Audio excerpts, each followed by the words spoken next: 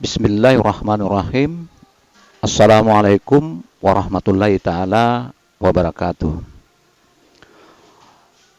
Yusabbihu lillahi ma fis samawati wa ma fil ardil malikil quddusil azizil hakim. Allah lah yang menciptakan bumi dan langit dan apa yang ada di antaranya dan apa yang ada di dalamnya. Semuanya bertasbih kepada Allah. Allah Maha Raja, Maha Perkasa dan Maha Bijaksana. Nah, sudah sepantasnya lah kita sebagai manusia memahami keberadaan kita di dunia ini, maka seharusnya lah kita dapat bersyukur kepada Allah Subhanahu wa taala. Selawat dari salam kita panjatkan kepada Nabi besar kita Muhammad sallallahu alaihi wasallam beserta para keluarganya, sahabatnya, juga pengikutnya hingga hari akhir nanti. Para pemirsa sekalian, bersyukur adalah suatu hal yang harus dilakukan oleh umat muslim. Karena bersyukur adalah dasar untuk kita dapat beribadah dengan ikhlas. Nah, untuk itu bagaimanakah sebenarnya itu bersyukur? Saya akan mengambil contoh dua orang tunanetra yang sama-sama bersyukur. Cuman sebelumnya saya mohon maaf, ini bukan niat saya untuk memojokkan atau mendiskreditkan seseorang ataupun golongan. Ini hanya sebuah cerita. Tunanetra pertama bersyukur kepada Allah Subhanahu wa taala karena dengan kebutaannya dia tidak perlu susah-susah. Dia mampu hidup, bahkan bisa hidup dengan mewah, berkeluarga, bahkan mempunyai rumah, kendaraan, dengan cara hanya duduk di simpang dan menerima pemberian dari orang. Nah, para pemirsa sekalian, tunanetra yang pertama ini sangat bersyukur kepada Allah Subhanahu wa taala. Nah, kemudian yang kedua, tunanetra yang kedua bersyukur kepada Allah Subhanahu wa taala walaupun dia buta, dia masih mampu membaca Al-Qur'an dengan baik, kemudian memahami Al-Quran dengan baik, bahkan menghafal Al-Quran dengan baik, dan melaksanakan Al-Quran dengan baik. Nah, para pemirsa sekalian, nanti akan kita jelaskan bersyukur yang bagaimanakah sebenarnya yang diinginkan Allah Subhanahu wa taala. Sebelumnya, marilah kita lihat tentang diri kita sebagai manusia. Mungkin kita sebagai manusia selalu bertanya pada diri kita sendiri, kenapa kita harus ada di dunia ini? Kenapa Allah susah-susah menciptakan manusia di dunia? Hal ini sebenarnya sudah ditanyakan terlebih dahulu oleh malaikat. Di saat Allah berfirman, dia hendak menjadikan khalifah di muka bumi, malaikat bertanya kepada Allah, kenapa kau ciptakan manusia yang hanya merusak dan menumpahkan darah, sedangkan kami bertasbih memujimu? Allah menyatakan, aku lebih tahu daripada kamu. Itu bisa kita lihat di surah 2 ayat 30. Nah, para pemirsa sekalian,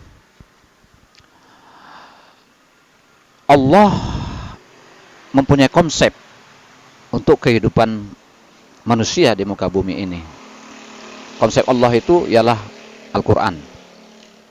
Bisa kita lihat di Al-Quran. Sedangkan pelaksana daripada Al-Quran itu yang paling sempurna adalah Rasul. Itu bisa kita lihat di surah 53 ayat 3 dan 4. A'udzubillahi minasyaitonirrajim. Bismillahirrahmanirrahim. Wa ma yuntiqu 'anil hawa in huwa illa wahyuha. Aku tidak berbicara berdasarkan keinginanku, tapi berdasarkan wahyu yang diturunkan kepadaku dan menjelaskan. Juga bisa kita lihat di surah 16 ayat 44 yang berbunyi, A'udzubillahi minasyaitonirrajim. Bismillahirrahmanirrahim. Bil bainati waz zabur anzalna ilaika dzikra litubayina linnasi, yang artinya Allah menurunkan keterangan-keterangan atau mujizat dan juga Al-Qur'an atau Al-Zikrah kepada Rasul untuk menerangkan kepada mereka atau manusia. Nah, para pemirsa sekalian, di sini jelas Allah mempunyai konsep untuk kita. Nah, kita bisa melihatnya semuanya itu ada di Al-Qur'an. Nah, untuk kejadian manusia, konsep apa yang diinginkan Allah Subhanahu wa taala kepada manusia? Kita bisa lihat di surat 10 ayat 14 yang berbunyi, A'udzubillahi minasyaitonirrajim, Bismillahirrahmanirrahim. Summa ja'alna khala'ifa fil ardi min ba'dihim linunzira kaifa ta'malun. Yang artinya, kemudian kami jadikan mereka di muka bumi sebagai pengganti. Nah, kemudian kami jadikan pengganti-pengganti mereka di muka bumi setelah mereka, untuk kami lihat apa yang mereka lakukan. Nah, di sini Allah menciptakan pengganti-pengganti setelah mereka. Nah, kita adalah makhluk ciptaan Allah sebagai pengganti makhluk sebelumnya. Dalam hal ini ialah dalam menjalankan wahyu. Karena di situ ada kalimat untuk kami lihat bagaimana dia berbuat. Nah, bagaimana kita berbuat itu bisa kita lihat di surah 68 ayat 36 dan 37 yang berbunyi, A'udzubillahi minasyaitonirrajim, Bismillahirrahmanirrahim. Malakum kaifa tahkumun am lakum kitabum fihi tadrusun. Yang artinya, bagaimana kamu berbuat? Apakah ada kitab yang diturunkan Allah yang kamu pelajari dalam kurung Al-Quran? Nah, kitab yang kita pelajari itu adalah Al-Quran. Bisa kita lihat di surah 26 ayat 192 sampai 194 yang berbunyi, Innahu latanzilu rabbal alamin. Yang artinya, Allah menurunkan Al-Quran untuk seluruh alam. Nazzala bihi ruhul amin, yang diturunkan melalui Jibril. Ala qalbika litakuna minal munzirin, diturunkan kepada Rasul Muhammad SAW untuk disampaikan kepada umat manusia. Nah, para pemirsa sekalian, dari keterangan ini jelas bahwasanya manusia itu adalah pelaksana daripada aturan-aturan Allah. Ini bisa kita lihat dari keterangan Rasul yang berbunyi, Inna lillahi ta'ala aniyatan min alil ardi wa aniyatum robuhum kulubum abadihi solihin. Sesungguhnya Allah menciptakan daripada penduduk bumi ini sebagai wadah ajarannya, yaitu kolbu bagi hambaku yang soleh. Nah, sebenarnya kita manusia ini adalah sebagai wadah, tempat ajaran daripada Allah Subhanahu wa taala.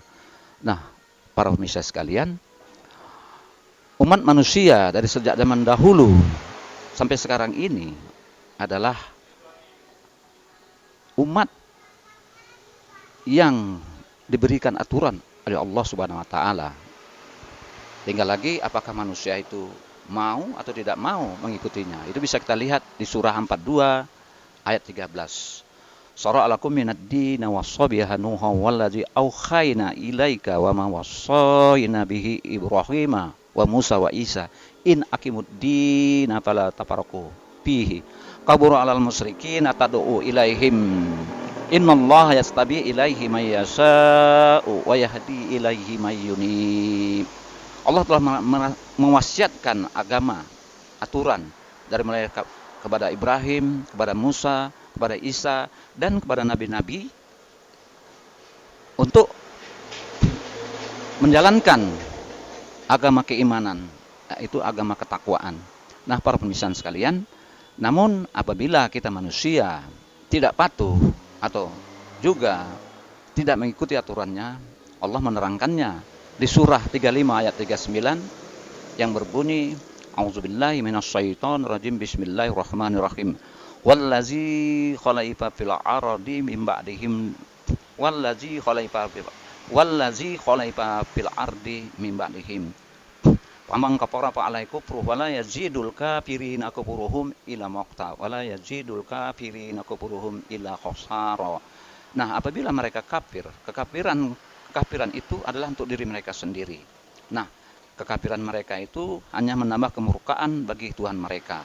Dan kekafiran mereka itu hanya menambahkan keraguan-raguan buat mereka.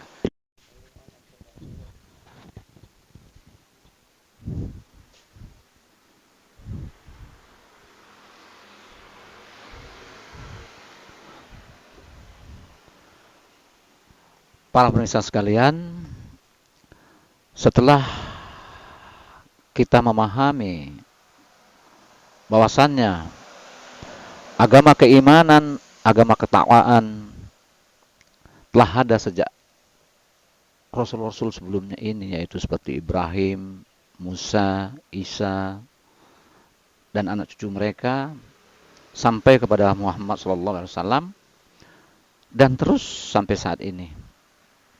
Nah, setelah Rasul meninggal dunia, maka ajaran keimanan dan ketakwaan ini terus berlanjut, yaitu dilanjuti oleh khalifah ataupun pengganti-pengganti. Seperti yang kita sama-sama bacakan tadi di surah 10 ayat 14.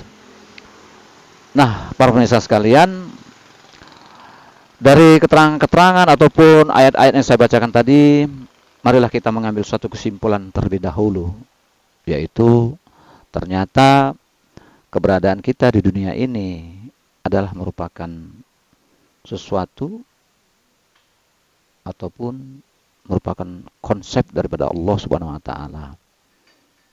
Konsep daripada Allah Subhanahu wa taala itu yaitu Al-Qur'an.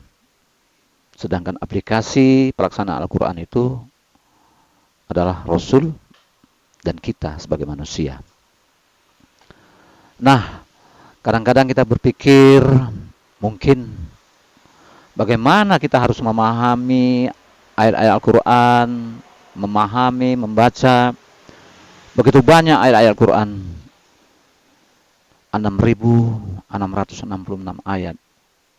Nah, para pemirsa sekalian, satu saja ayat Al-Quran kita pelajari dan kita pahamkan, membuka pintu untuk ayat-ayat yang lain datang. Tapi kalau satu pun kita tidak mau mempelajarinya, berarti menutup untuk kedatangan yang lain. Nah, para pemirsa sekalian, sebenarnya di surat Naziat 40-41 Allah berfirman yang berbunyi, A'udzubillahi minasyaitonirrajim, bismillahirrahmanirrahim. Fa'amman man khafa maqama rabbih manahan nafsa fa'innal jannata hiyal ma'wa. Bagi mereka yang mampu mengendalikan, menahan hawa nafsu, maka Allah menjadikan surga. Nah, para pemirsa sekalian, bagaimana kita manusia ini bisa taat, bisa patuh dalam menjalankan perintah Allah? Maka untuk itu kita harus dekat dengan ajarannya. Nah, yaitu Al-Quran. Kenapa bila banyak yang kita pahami dari ayat-ayat Al-Quran, yaitu wahyu, maka secara otomatis apa yang kita lakukan, apa yang kita perbuat, kita akan dibimbing dengan wahyu. Seperti Rasul Muhammad SAW. Sahabat pernah bertanya kepada istri Rasul, Aisyah, bagaimana sebenarnya Rasul? Beliau menjawab, lihat saja Al-Quran. Nah, para pemirsa sekalian, untuk itu kita bisa lihat di surah 3 ayat 83 yang berbunyi, A'udzubillahi minasyaitonirrajim, Bismillahirrahmanirrahim. Apa khairu dinillahi yabahu nawalahu aslama ma fis samawati wal ard tauhan wa qarhan wa ilaihi turja'un. Nah, yang artinya, maka mengapa mereka mencari agama yang lain selain agama Allah, padahal apa yang di langit dan di bumi berserah diri kepadanya, baik dengan suka maupun terpaksa, dan hanya kepadanya lah mereka dikembalikan. Nah, para pemirsa sekalian,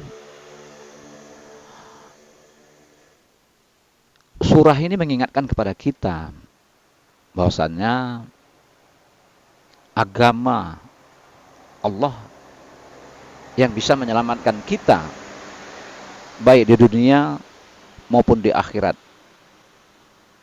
Tapi kenapa kita harus berpaling? Nah, para pemirsa sekalian, kemudian bisa kita lihat juga di surah 30 ayat 43 yang berbunyi, A'udzubillahi minasyaitonirrajim, Bismillahirrahmanirrahim. Fa'akim waza'aka lid-dini qawmin min qabli ayyatiya yaumul la maraddalahu minallah yauma ijin yasaddaun. Maka hadapkanlah wajahmu kepada agama yang lurus sebelum datang kepada kamu hari kiamat, di mana di saat itu kamu terpisah-pisah. Nah, para pemirsa sekalian, surat ini memperingatkan kepada kita lagi agar kita tetap berada di agama keimanan dan ketakwaan. Bagaimana kita dalam melakukan aktivitas sehari-hari, bersosial, berbudaya, berekonomi, berhubungan satu dengan yang lainnya, kita dibentuk dengan satu aturan, yaitu Al-Quran dan Sunnah. Sebelum datang hari kiamat, di saat itu kita terpisah-pisah. Hadapkanlah wajahmu dengan lurus. Hadapkanlah wajahmu kepada agama yang lurus atau Islam. Di sini menghadap kepada suatu arah, secara otomatis fisik kita ini, tangan, kaki, mata, kepala, semuanya mengarah ke satu arah, yaitu agama Islam dan aturannya. Sebelum datang hari kiamat, di saat kamu terpisah-pisah. Nah, para pemirsa sekalian, sebelum hari kiamat pun sebenarnya kita sudah terpisah-pisah di saat ajal menjemput kita. Kita terpisah dari keluarga, anak, istri, dan harta benda. Nah, maka untuk itu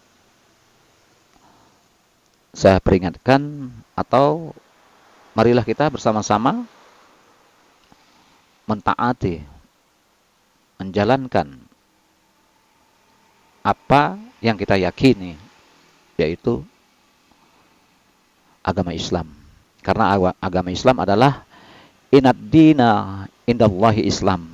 Agama yang diterima di sisi Allah adalah agama Islam. Saya rasa itulah yang dapat saya sampaikan.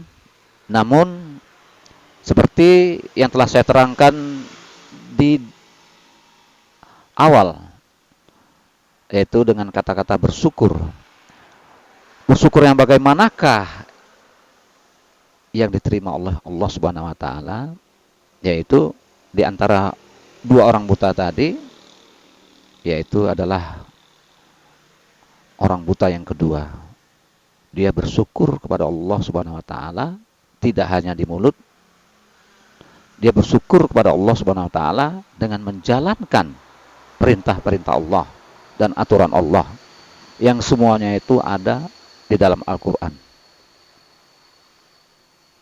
Nah, para pemirsa sekalian, mudah-mudahan apa yang saya sampaikan ini dapat bermanfaat buat saya dan keluarga dan buat para pemirsa sekalian.